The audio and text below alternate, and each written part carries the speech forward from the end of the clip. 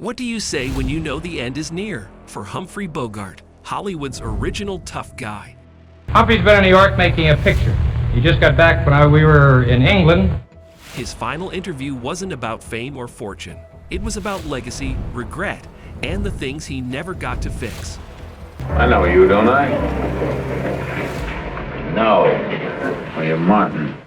Stripped of the swagger and movie star polish, Boggy opened up in a way no one expected. His words weren't scripted. They were real, and they hit hard. In this video, we're unpacking that final conversation, the one that reveals who Bogart really was when the cameras stopped rolling. It's personal, it's powerful, and once you hear it, you'll never see him the same way again. Well, I'm sorry, Marianne. I let my kid brother have it tonight. Oh, I hate to ride in a bus. Well, if I'd known that... Humphrey Bogart became the ultimate symbol of cool, hard-boiled, unshakable, always a step ahead. But the Bogart in real life wasn't all grit and gravel. He was complex, sensitive, deeply introspective. In his final interview, you hear that contrast clearly. He talks about feeling trapped inside the characters he made famous. The public wanted Sam Spade. They wanted Rick Blaine. What about the guy who loved reading, hated crowds, and spent hours alone with a typewriter? Bogart admitted he often felt invisible behind his own legend. It's a rare moment of honesty from a man who usually played it close to the chest. That's what makes it unforgettable. By the time of his last interview in late 1956, Bogart knew the cancer had spread. He was frail, down to just 80 pounds, and in constant pain, but he refused to sugarcoat anything. When asked how he was feeling, he didn't deflect with humor. He said, flat out, "Not great, but I've had a hell of a run." He wasn't trying to inspire anyone. He wasn't fishing for pity. He was just being real. He spoke about death not with fear, but with a kind of weary respect, like he knew the score, and he wasn't about to blink first. That blunt clarity made every word carry weight. Bogart never romanticized the film industry. In his final interview, he called it a game of make-believe built on real pain. He talked about how studios used actors like props, replacing, discarding, reshaping them. He remembered watching friends rise and fall, some never recovering. "It's not the fame that kills you," he said. "It's the pretending you're okay when you're not." For someone who became an icon of the golden age, Boggy had no illusions about it. He loved the work. He respected the craft, but he didn't lie about the toll it took. And that honesty cuts through all the nostalgia like a razor. Of all the revelations, one stood out: Bogart's regret about how long it took him to grow up. He said he wasted years chasing the wrong things: ego, status, control.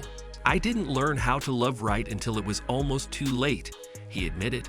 He didn't name names, but it was clear he was talking about failed relationships, broken friendships, and the emotional walls he built early in his career. It's a sobering thing to hear from a man who always seemed in control.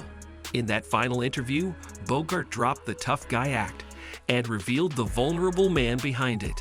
Even with a resume packed with iconic performances, Bogart said there was one role he always wanted, but never got. Not a specific character, but a kind of part. A man who changes, who gets redeemed. "I always died or lost or walked away alone," he said. "I wanted one where I got to be saved." It wasn't about ego, it was about reflection. As his own life was winding down, Bogart started to crave something different from his legacy. He wanted people to see that even the hardest men have soft hearts. And by saying it out loud, maybe he finally got that redemption after all. Bogart didn't gush often, but when the subject of Lauren Bacall came up, he didn't hold back. He called her the smartest, toughest person I know, and credited her with saving him from himself. "She saw past the smoke and the scowl," he said. "She saw the man underneath." Their relationship wasn't perfect, but it was real, and by all accounts, deeply loving. In the interview, Bogart talked about how grateful he was for the time they had and how worried he was about leaving her alone. It was tender, unsentimental, and absolutely heartfelt. For a man of few soft words, it was a rare window into his heart. When asked what fame had given him, Bogart didn't hesitate. "Access and isolation," he said. "You get invited to every party, and then nobody really knows who you are." He described fame as a mask that's impossible to take off, even when you want to. People treated him like the characters he played. And eventually, that's who he started becoming. whether he liked it or not. Fame is a funny prison, he said. Big gates, velvet bars. His words cut through the glamour and showed how even the most admired stars could feel completely alone at the top.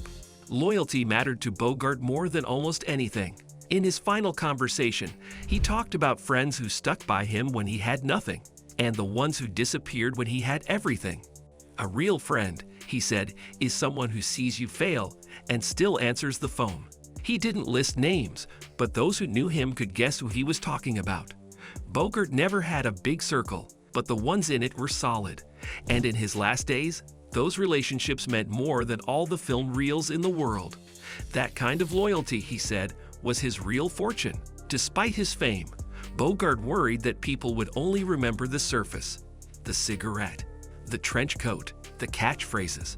He didn't want to be frozen in black and white. I hope they remember I gave a damn, he said, that I tried to be better than I started. He wanted people to know that behind the roles was someone who grew, who learned, who cared. That legacy meant more to him than critical acclaim. He didn't want statues. He wanted understanding.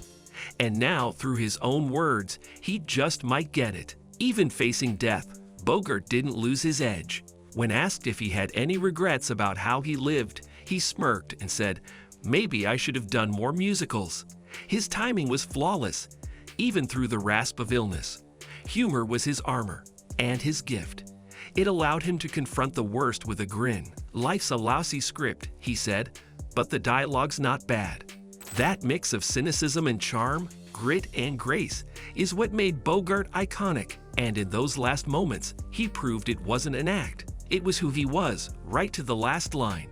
Bogart's final words in the interview weren't dramatic. He didn't try to tie things up with a bow.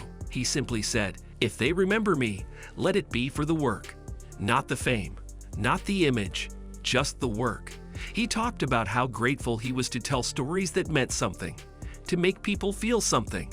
He never saw himself as a legend. He saw himself as a guy who got lucky doing what he loved. That humility, that final shrug, says more about Bobby than any headline ever could. He went out the way he lived, direct, honest, and unafraid. That interview wasn't widely circulated. Parts were edited, some never aired, but the transcript survived. And now, decades later, it speaks louder than ever. Humphrey Bogart wasn't just a movie star. He was a man reckoning with his own story in his final chapter. His words weren't polished. They were painful, thoughtful, funny, and above all, true. And in that truth, he gave us something priceless. A real look at what it means to be human under all the spotlight. That's why it leaves people speechless. Because you don't expect the toughest man in Hollywood to be that honest. But he was, and that honesty still echoes. Humphrey Bogart's final interview wasn't meant to make headlines, but it made history. Behind the legend was a man who faced death with courage, cracked jokes through pain, and told the truth when it mattered most. If this story gave you chills, moved you, or made you see Bogart in a whole new light, make sure to like, comment, and subscribe to Silver Screen Secrets. We bring you the hidden truths, the final words, and the unforgettable moments Hollywood almost buried. Stick with us, because the stars may fade, but their stories live on.